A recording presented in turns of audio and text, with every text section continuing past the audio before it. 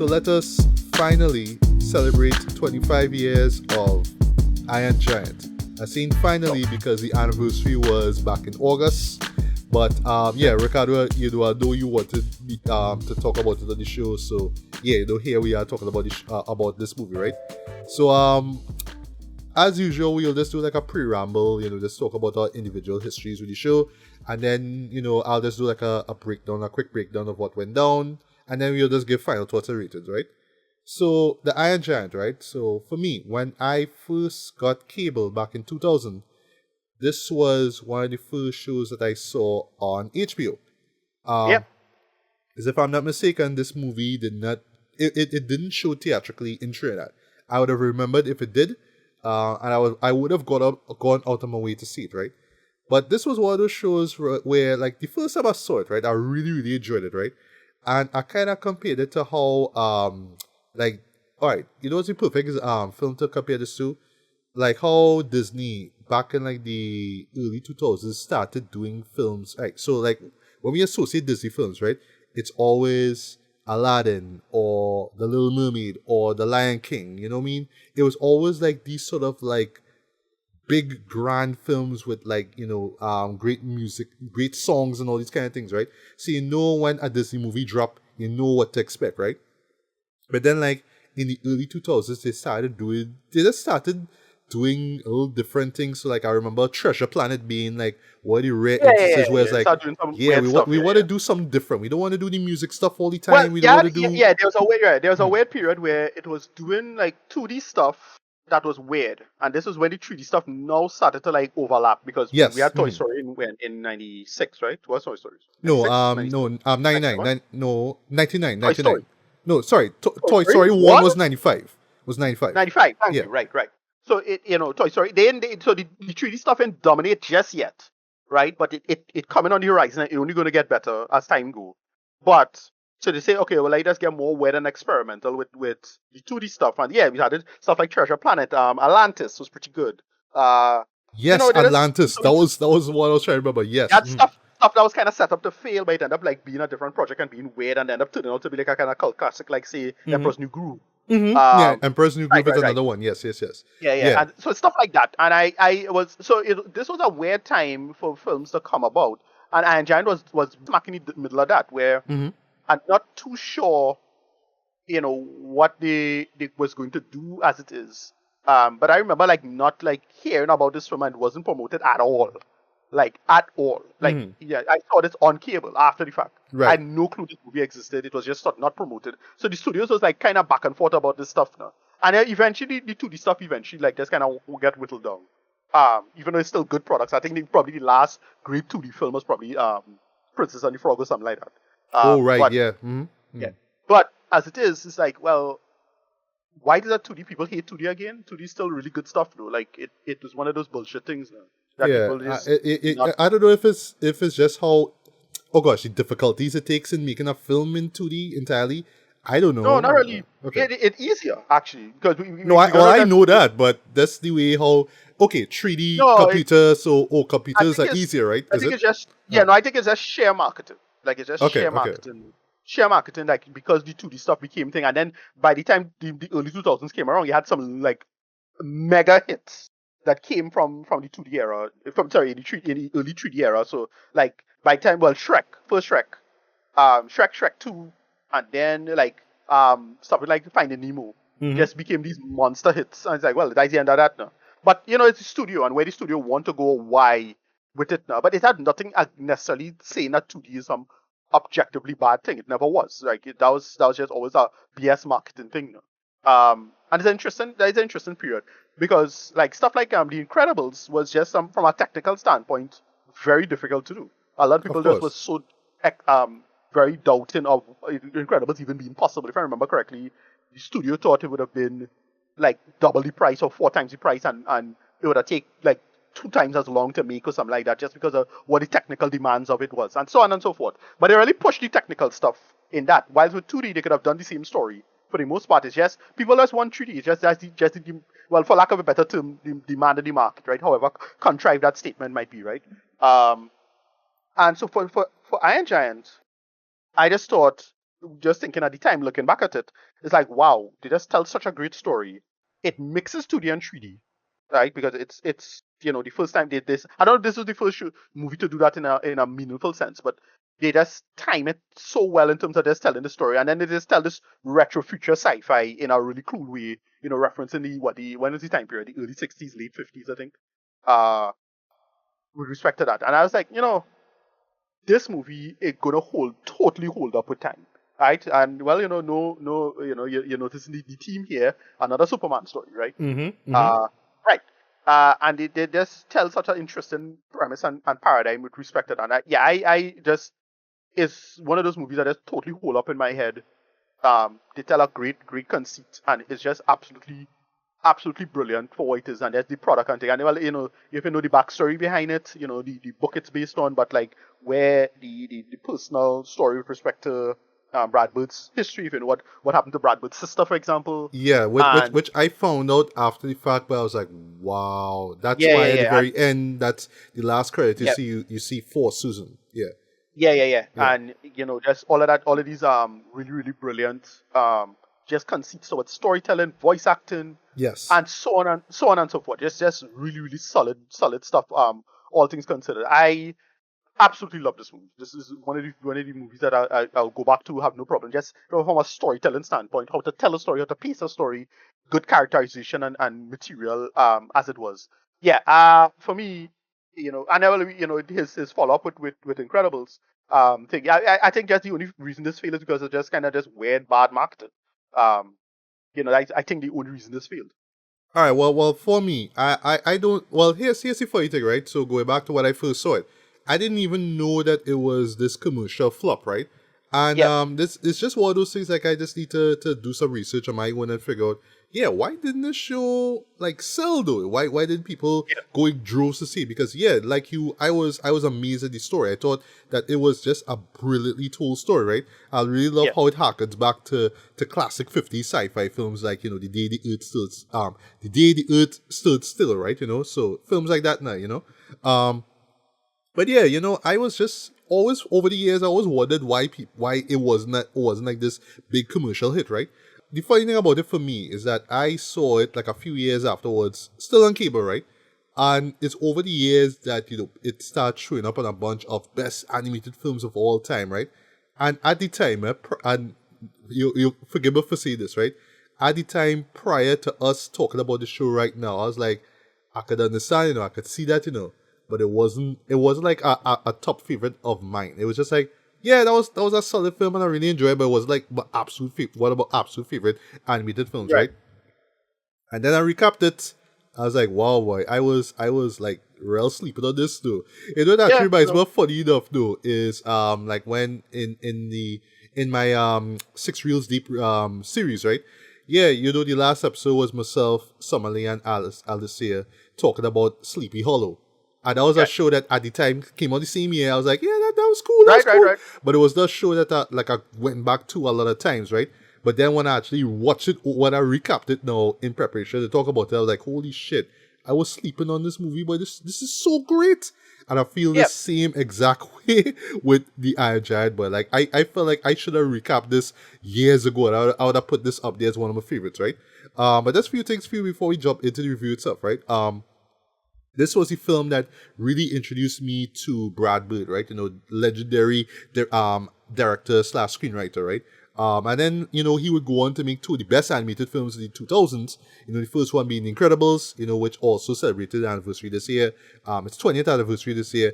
Absolutely love that film. I will never forget seeing that movie for the first time in theaters and just being blown away. And, it's like, they're taking the superhero genre and just making it into this smart, fantastic family comedy trend. Yeah. But currently the best Fantastic Four movie we have so far. And by the way, still looking out for that teaser trailer for the upcoming one. I know we're gonna get that very soon, right? So keep in mind. Right. And Ratatouille, which I know you absolutely love, right? Yeah, love that film. I don't love it as much as you do, but yeah, that is hands down one of the best Pixar films ever. Ratatouille for me is the ending. like it overall I don't think it's that great, but because the ending is so great, it just is pull up the Yes. whole rest of the movie. Then. Like that's how I feel about Ratatouille. Yeah, go through too much Pixar stuff, but you know Yeah. you get the point. But Right. yeah, no, but Brad Bird is one of these guys who just like I do already love his live action stuff all that much, right? Okay, well, what I You was know, gonna say as far as live action stuff, right? For me, what is still my favorite film from him live action is Mission Impossible: Ghost Protocol. yeah, That was one of my favorite films of 2011. I mean, bro, Tom Cruise climbing up the tower in Abu Dhabi, right? right. I mean, Here's the thing I with mean, that. right? That's the only part of the movie I remember, though. No, it had other That's great the that moments, but movie. That movie that was don't the stick. moment that That movie don't stick. that was the scene that they sold you Yeah, on that so much. That is it I does saw that's on that. the poster, you know. Here's the thing. I don't know if I saw that. Who I saw that in IMAX with. I saw that in No, IMAX, right? did no, I didn't see it in IMAX, unfortunately. Still to this day, I have not seen an MI film in IMAX, even Dead Reckoning, right?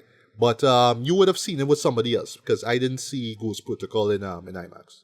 Yeah, but I see that. No, I think I see that with my friend in IMAX. But Dread, I just remember. That's the thing with that movie. I only remember the desert stuff in that. I don't remember the plot. I had to go back and like look who was the villain in this again. That kind of stuff now. And I just remember being so disappointed with plot wise now because like it was a follow up from J.J. Abrams' movie, which I thought that stuck with me. I thought that was Yes, pretty good. And of I course love with Philip Seymour Hoffman's character. Where's the rapper's yeah. foot? Where's the rapper's foot? Yeah, exactly. Yeah. And then with five is still my favorite. That's the one that really stick with me plot wise. Like that's one of the to me still one of the best ones. That's But I Rogue don't know Nation. four Oh, Rogue Rogue Nation. Nation Yeah, was great. Love that. Yeah. yeah. But I don't know four just don't stick with me at all. And then well then he also did unfortunately he did with his boy Tomorrowland, Tomorrowland. which That I'll bring was up in my review here. But you know, yeah I guess I can actually hear one time before we jump into the review proper, right? I remember when that movie dropped and the reviews were bad, or like either it was a commercial flop or critical flop. But I just heard iffy things about that right show, and I was like, nah, I good, I good. right I know it's Brad Bird, but I good. But right right now, like at the time of us talking here, I don't even know what that movie's about, you know. I just know it have some kind of yeah retro well futuristic thing going on. But did you see yeah. Tomorrowland, and how was it? I didn't see it in theaters. I eventually just watched it on cable, I think. And I remember like just not just thinking about it or caring about it. Like it's supposed to be a kind of future society, but they had to fix the world kind of thing. Like it, none of it was sticking with me. Like I'd probably give it a rewatch to say, all right, guys, wait about, all right. But it's one of those like another one of those I kind of don't give a shit about it kind of things, and I don't remember.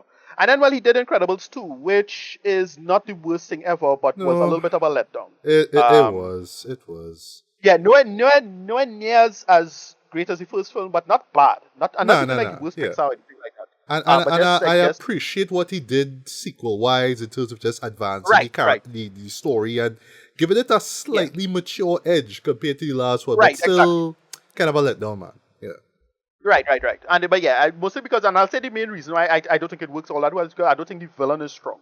Like I get what they're going for with the villain, I get what he's going for, but the villain not particularly strong. That's the main problem. Like, while Syndrome was such a great villain in the first one, what he represented, what he was about, this villain is not as engaging or as interesting. In my humble opinion, and that's the main reason. And I heard they're doing Incredibles 3. Very excited Because for why that. not, right? I mean, if we could Right, have but if we could have four Toy Story movies, right? Why or at well, least a four or fifth one five coming coming up, out right? now. Yeah, why Yeah, not the exactly. Incredibles 3, right? I mean, You why know, not? in the case of Incredibles, like I hope it's similar or so. Like I hope he gonna lead into what I would have done with an Incredibles 2, which is lay adultify Jack and then make Jack the center. Thank Like you. Jack is the most interesting character, like right now to me. And just jump like if it was up to me, I would have jumped like a 10 years or 15 years maybe, just to have Jack age up and have him be the star, the new star, of the story, and whatever it is now. Like I'm my own fan write up of what I've done with an Avengers. No, sorry, Incredible sequel. Um, so that is that. Yeah, but you know, just again to where it all started for me at least with Iron Giant. Yes. Yeah, And like going to the I should mention one last thing with before we jump in, right? Didn't know this. I was actually reminded. The score was done by Michael Kamen, right? Of all people, yeah right? You'll know him for his really dramatic string-assisted scores for movies like Lethal Weapon, Die Hard, and License to Kill, right? But I felt like in this case he came through with a truly like light-hearted, very heartfelt and engaging score for this, right? Because yeah, when it comes to those movies I mentioned, very intense, especially like for Lethal Weapon. Like if you hear the score for that, very intense, right? But it totally works, right? So yeah, our story is set in 1957, so it's not in the 60s, it's actually the 50s, right? And the first thing that we see is Sputnik, right? You know, this Russian satellite is flying over Earth, right? And then so there's a great like opening because it's to highlight, you know, the Cold War, America paranoia, because Sputnik was that. Yes. You know, even though Sputnik was just a ball with a radio in it. Like, yeah. And then also just technically, you see the 3D elements in this 2D world, right? Or I should say the background, technically, right? You know, so it's like that. And then of course the titular Iron Giant, you know, who is eventually called Giant. Yeah, he crash lands to Earth during one stormy night, right? We're also introduced to Hogarth Hughes. He is our protagonist, 9 years old. His mom, Annie, who's a single parent, and she's this waitress at this diner, right? Now, what I found so funny, right? I didn't know this, again, haven't seen this film in years, right? It's voiced by Jennifer Aniston, right? And funny that she in this movie playing a waitress, because in Office Space, which came out the same year, she was also playing a waitress. I just find that funny. In a kind of weird way, like, come on, man, like, that's the coincidence, right? But anyway, and yeah, you know, we are also introduced to this guy named Dean, and in that first you see them because he rocking shades and these black clothes, you just thinking, oh, he just on some shady shit, right? But actually, and I forgot that he was like this character. He's actually a beatnik, right? And you actually see you know, he's a beatnik artist, sorry, and then later on you see what his artistry involves, right? So you'll get to that later. I love how the film itself pokes fun at like these pulpy 50s sci-fi movies, right? So there's a moment where Hogarth's home alone, and he's watching this late night movie, this black and white movie, and it's about this scientist who wants to take part of a porpoise's brain and mix it put it into a human brain to get telepathic abilities. But I mean, it sounds ridiculous, right? That's a joke, right? But if you look back at a lot of like sci-fi B movies in the 50s, yeah, it was shit like that, you know. It was shit like that. Yeah, that especially well, I know Roger Corman, R.I.P. Yeah, he did one. The man with the X-ray eyes, for example. You know what I mean? It's like these weird conceits that, you know, we laugh at them now. But yeah, that was his sell. You know, the weirder the better, right? So I love how the film touches on that, right? So yeah, on the same night now, he hears some activity going on in the woods, right? Because he lives near to the woods. And he goes out to investigate, you know, he has this BB gun, you know, very Ralphie from, you know, A Christmas Story inspired, you know, with the BB gun and shit. I was like, I see what they did there, right? So yeah, he's out investigating, and then, well, yeah, he stumbles onto the Giant, right? The robot, right? And he's lumbering his way towards his power station, and he's devouring metal, right? So yeah, you learn at this point in time, this robot feels hunger, so he's eating metal, right? But then as he touches the power banks, now he's electrocuted and he knocks out. So yeah, he also feels pain as well. That's really interesting, right? And then Hogarth pretty much saves his life by turning off the power, right? So let's pause for a bit, right? The robot itself, right? Ever since from the first time I saw that movie, I was always drawn to that design, right? And looking back at it now, what I love about the design, right, is that it feels like something out of a 50s sci-fi movie. Yeah, but it also feels like somebody in the 90s, right? Imagining, oh, this is how a 50s robot would look like, and design it just like that. Is that nice, even balance from, oh, this is something that would have been created in the 50s to, oh, this is how I would interpret a 50s robot to look like, right? But in particular, what I always loved about the design of the robot, though, was the face, especially like the mouth bit, the mouth guard, if you will, how it looks like a smile. And also them spotlight eyes, though, is something about just that look of the robot that really, really stuck out to me. So yeah, Ricardo, any thoughts on this, the design of Giant, the robot? Oh, no, yeah, it's a classic design. Simple, classic robot, giant robot design you'll see out of like one of the old Superman flagship cartoons or something like that. Like, it's just that the stereotypical thing that we think of a robot is in popular sci-fi. And they nail that, but then they justify why he looking like that. And later on, later on there's something, a big reveal about the character, they make that work in its own conceit. And it's like, yeah, it's really clever stuff as it is, though. Yeah, indeed, right? So sticking with the 50s aesthetic of the film, right? There's this great moment where Hogarth's at school and he and the classmates watching this atomic safety video, right? I love how they how the film plays or the 50ness of it all. Atomic Holocaust, and you just hear this echo in the background. Like, that shit I love doing. And then, of course, the duck and cover song. Like, that's how they play on that. 'Cause, that's real fare. That's real stuff that people was thinking about. Right. Americans was thinking about in the late 50s, right? Exactly. They play into the Atomic Cafe aesthetic of that whole thing. I've been playing a lot of Fallout. Fallout, yes. A lot of Fallout last year. So it's all of that, right? It's that aspect of how we thought about the past and how we thought about how dangerous or how, or interpretation or misinterpretation of what the atomic bomb could do or can't do, and so on and so forth. And it just playing with that aspect of everything was nuclear powered, everything was, well, not nuclear powered, but atomic powered, and so on and so forth. And this plays into that retro sci-fi aesthetic really, really well. How the giants work, how he does walk about, how you have a personality or don't, and his relationship to that aspect of the whole thing. Yeah, exactly. So we're then introduced to Kent Mansley, right? Right. The U.S. representing the U.S. Government Unexplained Phenomena Department, right? And he's sent to investigate what went on at the power station, right? So, the moment you see him, he's smoking a pipe, so that means he's the villain, right? Haha, right? But there's this great reveal where Kent is talking to the citizen, right? Of the town. I think it's in Maine, right?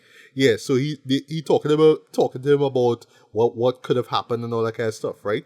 And then, like, it just ends where he goes inside the car and he realizes, well, look, the right side of it has been eaten off, right? And it's just the freak out that man have, though, was just hilarious to me, right? And just the reveal of the right side of the car eaten off, right? So on the same day now, Hogarth actually runs into the giant again, right? And they hit it off pretty nicely, right? And I love just in terms of writing, right? So the film chooses the two smartest calls as far as the relationship goes, right? You have the adult and child paradigm and you have the human and pet paradigm, right? So Hogarth's pretty much teaching the robot words like rock and tree.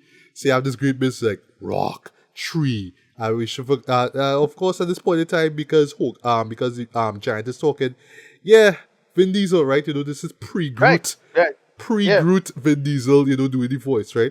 And in retrospect, right, I love the fact that, like, okay, so when it comes to Vin Diesel, right, I think a lot of people will, like, officially introduce him with a little film in 2001 called The Fast and Furious, right? Big movie and big cult classic back in 2001, right? But... Right, so for me, he was... Well, Boiler Room?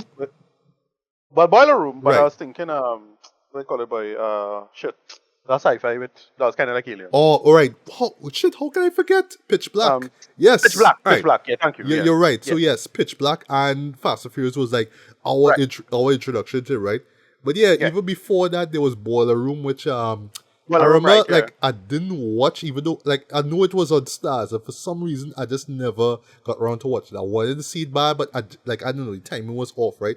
But I will never forget watching Saving Private Ryan for the first time. Right. And I saw him and it was like, oh shit! Yeah. But I saw that after you could say that was also a kind of big break of his in a sense. Yes. Because I think that's how he kind of get a lot of connection to Steven Spielberg, and that's when I think that's when he started to like really network in the industry now with him in that movie. Saving Private Ryan was kind of like another like big break of his, if I remember correctly. Yeah. And I'm saying this too because I find this weird because I think like this was a movie he worked on after Private Ryan, though. But that was right. 99, but like I don't remember. No, well, Private Ryan was set on 97. 98.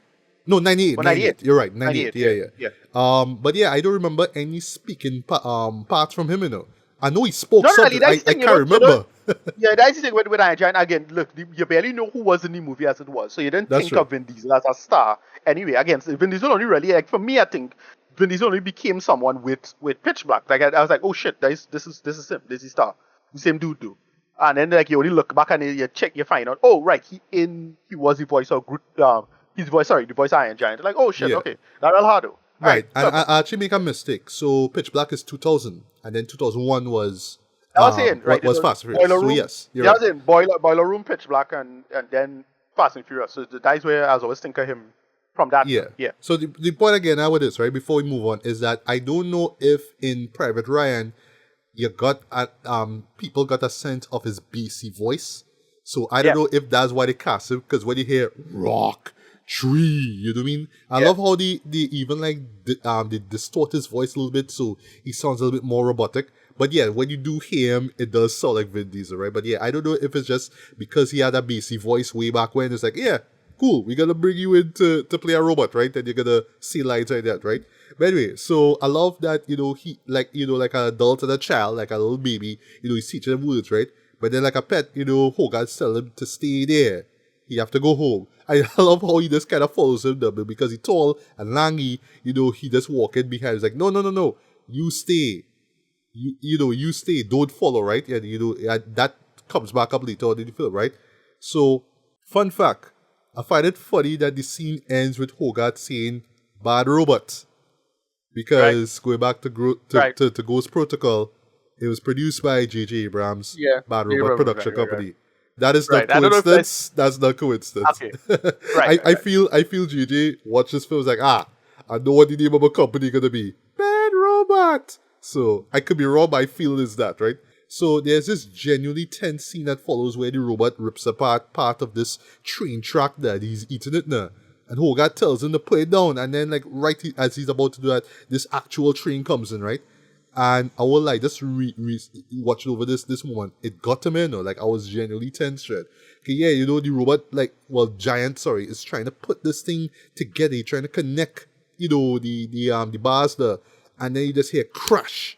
The train stops, and then you realize it removed the robot's arms in the process, right? And then you get this cool moment where the robot activates this antenna from his head, right? Very Yep, 40s, very RKO Studios inspired with yep, the yep. Yeah, antenna. I was like, all right, I see what you did there, Brad Bird. I fuck with that. yeah. That hard, right? And the sections of his arms form back together like Voltron, wink, wink, ha ha ha, and reconnect his body. I thought that was like a real cool moment though. Like I forgot that was in the film, right? There's this hilarious bit where one of the robot's hands didn't connect because he was hiding out in Hogarth's barn, and you see the hand running around in the kitchen while Hogarth trying to say grace. Right, And I yeah, love yeah, how yeah. it So that ends with already, that Hogarth was a nice saying, comedy moment. "Yeah," and Yeah. Hogarth's like, "Gotta go wash my hands." That's like a nice Right. punchline. That's great, right? But then going back to Tomorrowland, yeah, the robot hand is in the living room and the TV's on, and the show that they're watching is Tomorrowland. I was like, what? Okay, so Right. this was the Right. idea that Brad had brewing in his brain for like years, though. You know what I mean? Yeah, But yeah. because I don't remember anything about Tomorrowland, I'm assuming that the little bit that we see in this movie had to relate to what the premise of the live action movie was, right? But anyway, um, but yeah, at the same time, Kent now visits Hogarth's home because he would have borrowed a phone because he tried to find, this creature that going around the woods, right? Um, and this is a great bit where he talking to his superior, who's this military, this army general, right? And then they set up early on that Kent found Hogarth's gun, and it's only like when Right. Right. before we get to that actually, this nice line where Kent takes off his hat, right, and he puts it on Hogarth's head. He says, "Pretend you're a gangster." I like that because if you look at Kent's outfit, yeah, it's Yeah. very gangster like. It's very Yeah. 40s gangster detective. That sort of trench coat with the hat. You know what I mean? It's just those creative calls that I absolutely love about this film, right? But yeah, when he leaves now, when Kent leaves, he pretty much puts two and two together because yeah, he finds out what Hogarth's name is, right? He's like, Hogarth, what kind of stupid name is Hogarth, right? And then when he drives, it's like, oh shit, and then he look at the broken gun. It's like, oh, Hogarth, duh, right? So yeah, homie speed back to the house and just start asking Hogarth a whole bunch of questions like, where were you on the night of this? Where were you in the woods and all? Why were you in the woods and all these kind of things, right? And there's this hilarious bit which for some reason reminded me of Jeff Daniels, who we mentioned before with Superman, with the documentary. Yeah, with his bit from Dumb and Dumber, is one of the more infamous bits, the more disgusted bits where, yeah, he get diarrhea and he just shitting and farting in the place. Yeah, that moment, it reminded me of that, Right. Right. Right. Right. where, Right. Hogarth is trying to get the hand out Yeah. of the bathroom, but he just Yeah. grunting, he's going, "Arr, arr, arr." And it's a line that Ken dropped though. The man say, this sort of thing is why it's so important to really chew your food. I love Right. that. That's a great line, right? And he tells Annie that, right? And it's just the awkward smile that Ken does and how Annie just watches him like, bro, what the fuck? You know what I mean? Like, I love that. That's priceless to me, right? And there's this nice moment afterwards where Hogarth goes to the barn and he's reading bedtime stories, right? But actually is comics, right? And yeah, one of the comics that he pulls out is an Action Comics issue, right? So this is where Superman, as in the image of Superman, is introduced into the story, right? And you can kind of see this as the genesis for, the Incredibles, right?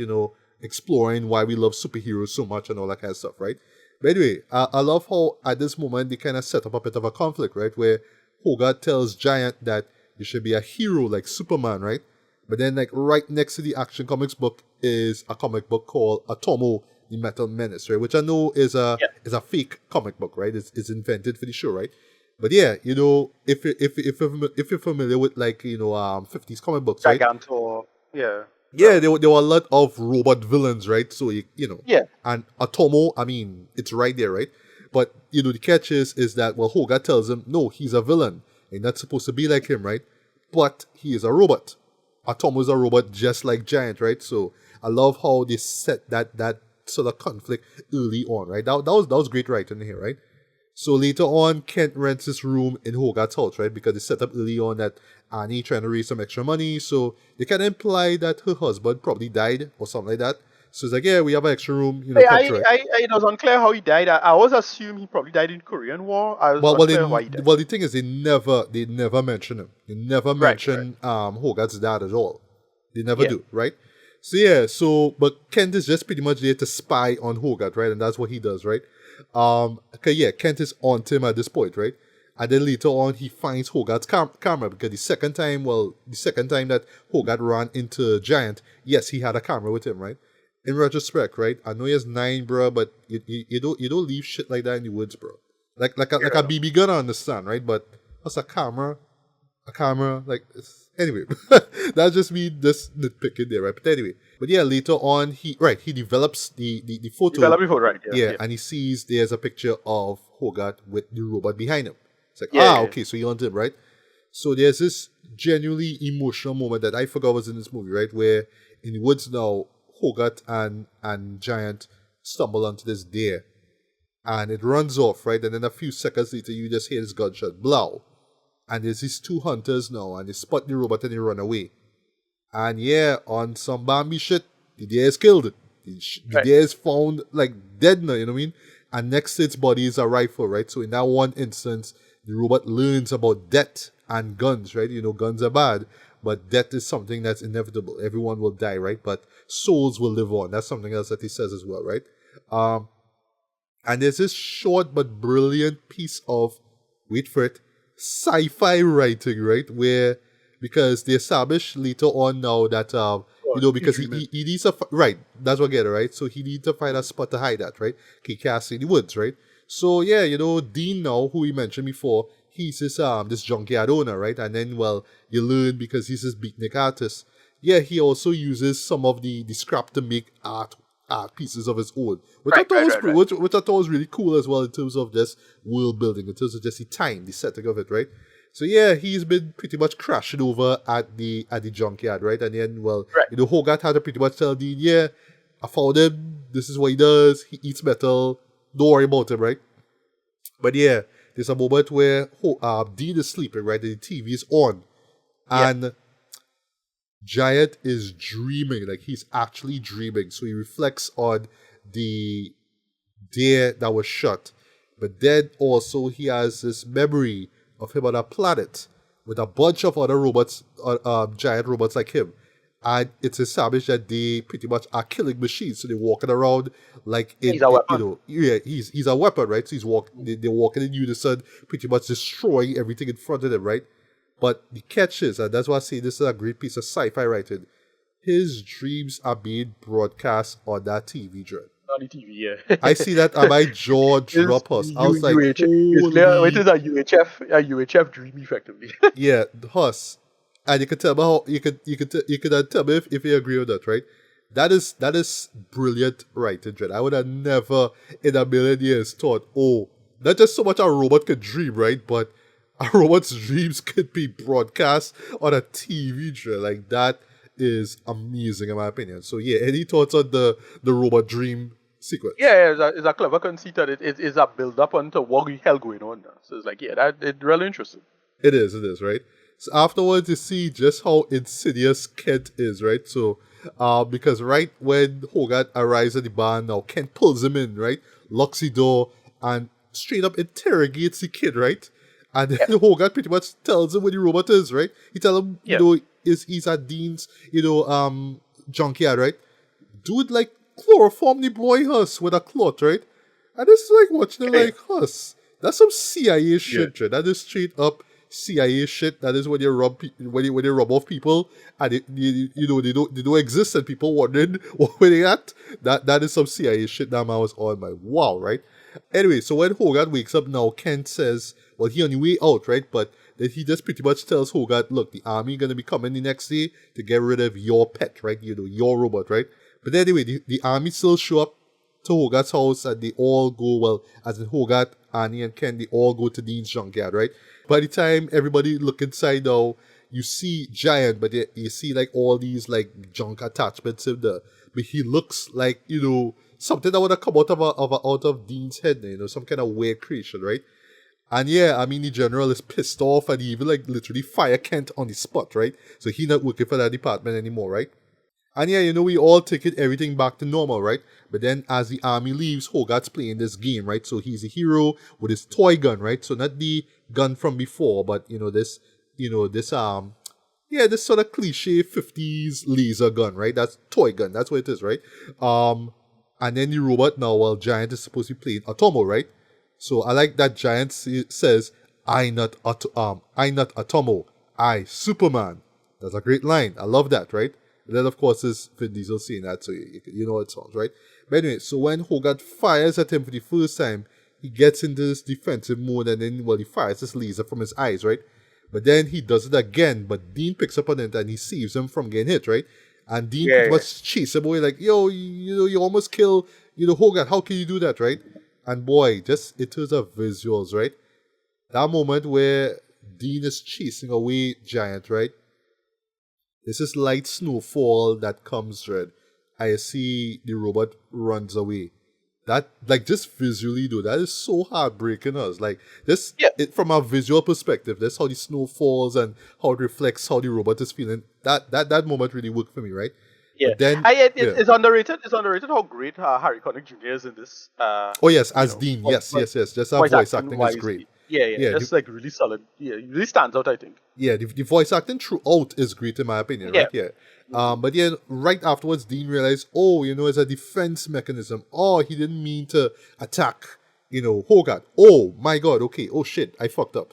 So he jumps on the bike and he and Hogarth ride off to find the robot, right? So Right. Giant makes his way to the city now. He ends up saving 2 kids from falling off the side of a building. And then now, well, Kent now, because remember they drive him back to wherever, to the base or wherever it is. Kent sees Dean pass him, right? Drive past him, right? And the army trucks. And then he look around and he see Giant in the city, right? And because, Giant's so tall, he towering over the buildings, it's like, oh shit, Giant is destroying the city. So yeah, he does pretty much tell everybody, look, head back to the city, the robot is there, we need to kill it, right? And then when Dean and Hogarth finally run into Giant now, Giant drops probably one of the best lines in this movie. I am not a gun. I love it. That's just a great line. I am not a gun. Simple, to the point, self-aware. I just such a great moment, right? But yeah, the army shows up, they start busting shots, and visually, I just love how this sequence kind of subverts the 50s, giant creature features or like early kaiju films like Godzilla, which, came out in 54, right? Where the army shows up to destroy this giant monster who's like causing panic and chaos in the city, right? So I love how they subvert that here, right? So in this case, the army is bad, but the giant is good, right? Dean tells Kent to inform the general that Giant has a kid, right? Because at the time, he was holding up Hogarth, right? Because they know each other and whatnot, right? And then, well, as the attacks happen, he just sort of runs away with Hogarth, right? So basically, he pretty much telling Kent, don't attack him. So as a result, the robot will not attack them, right? So it's like that, right? But in a smart bit of writing here, right? So keep in mind, Dean didn't know that Kent stayed in Hogarth's house, right? And Kent wasn't told who this kid is. So he don't know that it's Hogarth that, that Giant has, right? So Yeah. Kent, just being a motherfucker, goes and tell the general that Giant killed a kid and they should go to Yeah. Code Red. I was like, wow, Yeah. boy, that Yeah. is Yeah. Kent is real. such No, Kent brilliant is real writing, trash. Yeah. Dread. Holy I shit. forget. I forget who. I forget who's the voice of Kent. Is that guy from? Oh, Oh gosh. I'll get the name in a That second. he's always play an asshole that time. All right, so he, all right, Christopher McDonald. Right. Yeah. Yes. Yeah. Yeah, He's always play asshole that time. So, yeah. but boy, Kent is a motherfucker, boy. Like, let's You just know. tell him how, oh, let's just tell the general, oh, the robot killed the kid, we should kill him. I was like, wow, right? But Yeah. anyway, but yeah, in true Transformers style, I talk about the live action movies now. Even the president said the Air Force attacked Giant, right? And I'm not gonna get into Yeah. detail into every single thing that happens, but yes, the climatic action scene is brilliant just in terms of pacing and great. execution. I love it. Giant get his Superman moment because he realized he have thrusters on his feet. I love that, and it's kind of No, is he best? Yeah.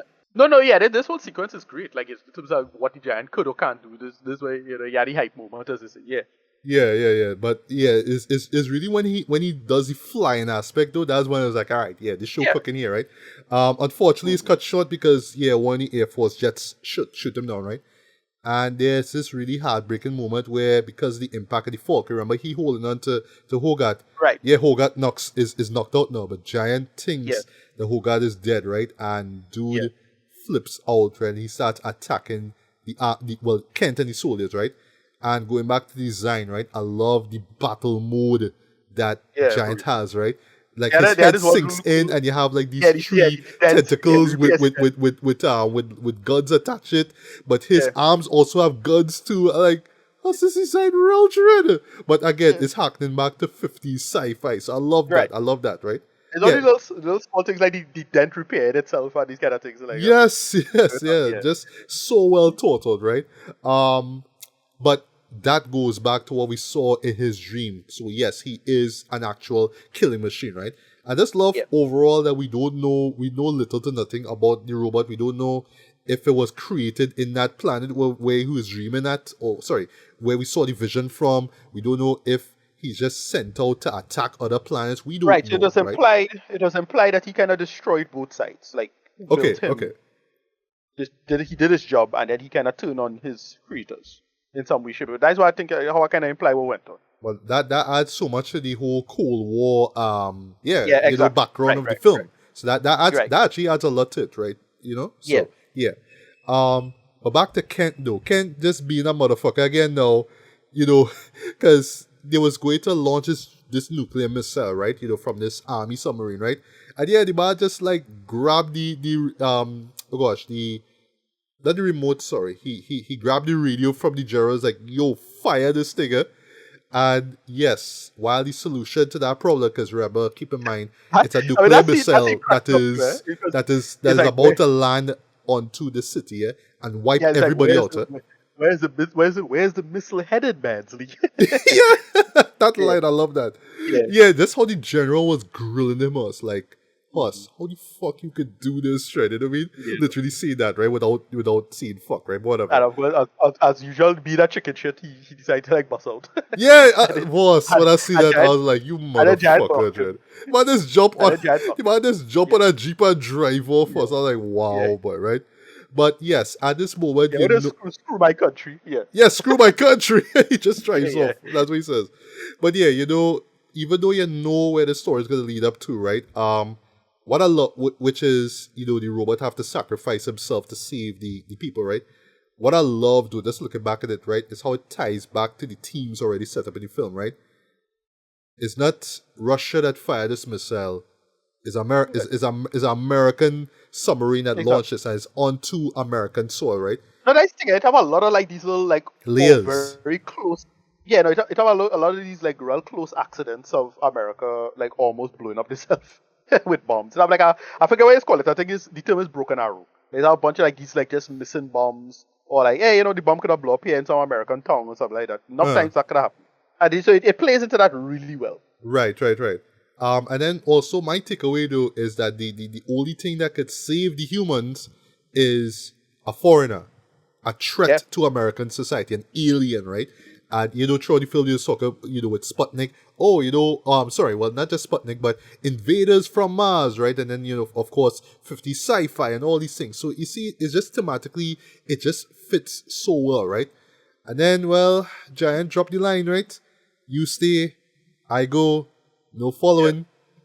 And yeah, I forgot about that line, but yeah, I was fighting the Mantis. I was fighting it. I was really fighting at that point. But yeah, Giant makes his sacrifice. He flies in on the downward part of the missile, right? And then there's a bit where he remembers when Hogarth says, "You are who you choose to be." And Giant says, "Superman." Yeah. Yep. But I was close to Mantis. I was like none came out, but I was close to it, boy. But is that Superman line? But I was like, oof, right in the gut, boy. Like, sorry, right in the heart, though. I felt that, right? And yeah, explosions, boom. And then my eyes started water. I was like, yeah. That zoom out is great, eh? Yeah, boy. It just zooms back into it. Plans come back to them into the wide shot of the city itself. Yeah. Well, sorry, the horizon. But it's like, wow, boy. Like, just visually, dude, it's so gorgeous, right? But anyway, outro time now. So Dean ends up building this metal statue in tribute to Giant, and he calls him the Iron Giant. That was nice. They set this up early on, but yeah, Dean and Addy, become a couple. And that's nice, That's cool. The general mails Hogarth this, well, pretty much the only item that was left behind from Giant, which is his screw that was attached to the side of his head, right? And then the same night, while Hogarth is sleeping, he hears something moving, right? So the screw is not in the box, right? It's actually in the window, and there's this little beeping thing, similar to like what happens when he reassembles himself, right? It's time to repair, yeah. Yeah, so yeah, the screw goes back out. So it's implied, of course, that Giant is still alive, right?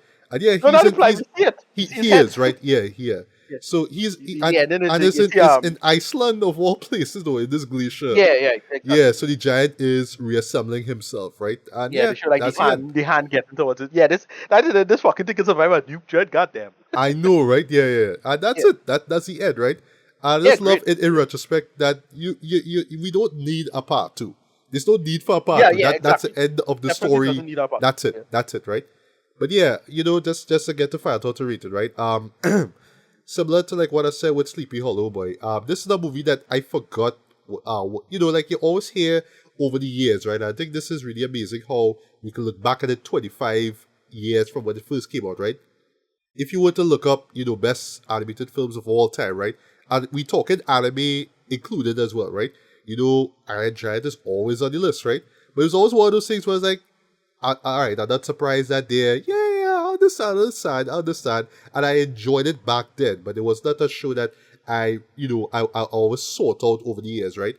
But after recapping this, I was like, yeah, well, they're absolutely right. This is one of the best animated films ever made, right?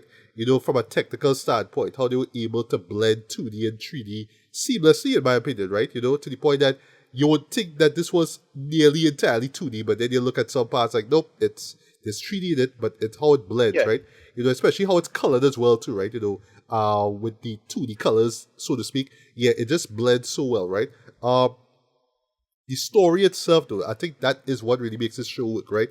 It's family friendly, but here's a perfect example. It's basically Brad Bird's E.T. That's what it is, right? Where, kids can watch it, and they could be enamored by it because they were a kid when they saw it. But adults could see it and they could feel the emotion and feel the story and whatnot, right? So yes, as a however old I was back in 2000, yes, I enjoyed the film and I got what it was about, right? But over the years, like just seeing it with mature eyes, like there's all this subtext about the Cold War and all these other things that just work, right? So yes, it worked, so it's a family friendly movie, right? But kids can watch it and appreciate it, and adults can watch it and appreciate it as well, right? For me, what ropes me into it and still works for me is the 50s callback, the harkening back to 50s sci-fi, especially B movies, right? With the especially with giant monsters and how they play on that, right? But that totally works for me, right? But it's the heart and emotion behind the story that totally works for me, right? That really holds this film together, just the emotion behind everything, right? The voice acting, just great across the board. Even Vin Diesel and all too, right? With the few lines that he's given, he just adds so Yeah. much depth to this character, right? And yeah, you would see how he would end up becoming Groot, right? Even though I make the joke when we celebrated the anniversary of Guardians of the Galaxy, yeah, that man probably was in that booth for like a half hour just saying, I am Groot, I am Groot, I am Right. Groot, right? This one, he had more lines and he had in more to different do. languages. Yeah, in different languages. So it probably take him half a day for we do, right? But yeah, this one, just with the few lines that he's given, yeah, there's a lot of heart put into it as well, right? Also mentioned the score being great as well, you know what I mean, from Michael Cameron as well. But really, at the end of the day, like I said, what really works by, I think the one person who shines above all this though is Brad Bird, but you can really feel the heart that he put into this, right? Especially what you learn with what happened with his sister and whatnot, right? His history with film as well and with animation as well, right? You could tell that this man put his heart and soul into this, right? You feel it, you see it literally in every frame of this movie, right? It really does feel like a labor of love, right? It's unfortunate though that this movie, you know, was a commercial flop though. But I feel like in retrospect, I felt like this could have done the see. Although I think Treasure Planet and Atlantis were flops too, you know. You know, as you said before, I think people just would not. I think they were starting to get a little tired of 2D films and they were more embracing full 3D, which is unfortunate, way. But still, this could have done numbers in the box office, right? But whatever. But I am glad, just to wrap things up though, that over the years people really start appreciating this film a lot more. I think that it was very well received back then, right? Back in '99. But I love that over the years people just really went back to it and really appreciate it. And yeah, I have to say, yes, all those publications who had this on the best stuff list is right. You know, they're right. This is one of the best animated films ever made, in my opinion, right? So for me, rating wise, strong 4.5 out of 5. This is just a classic film, just a masterpiece in my opinion, right? I still put, as far as Brad Bird films do, I still put Incredibles over this because it's just the memories I have seeing that film for the first time in 2004, watching over again on Stars. Like I just have memories of that, right? And I feel like if I saw this theatrically, I would have loved this film even more though. But yeah, this was one that I had to I had to grow up to understand why this movie was so revered, man. But yeah, this is a timeless film, though. One of Brad Bird's best films, and yeah, I could see this, starting the test of time, 25 years from now, man. So yeah, Ricardo, your final thoughts and rating on Iron Giant. Yeah, no, this is a classic, like a unsurpassed classic. Just really good storytelling, good, pulling together of like great aesthetics and conceits. And roughly 5 years later, we get another masterpiece that does kind of the same thing, right? With respect to retro aesthetics and playing with that in really cool and interesting ways. And yeah, I just absolutely love this movie. It is a classic. All right, so what would you rate it, man? I mean, I give it. Oh, no, I give it the equivalent of a 9 out of 10. So give it a 10, man. Give it a 10. I have a more or less a perfect score as well, like something along the lines of a 10 out of 10. Yeah, 9 man. Out of 10. Yeah. High 9. High 9, right? Yeah, it does a lot. It does a lot well and really well done. It's really a shame that it didn't do well at the box office at the time. But for understanding marketing and how it spread later on was where it got its called classic status, I think. After the fact, but it's whatever. That's how it is.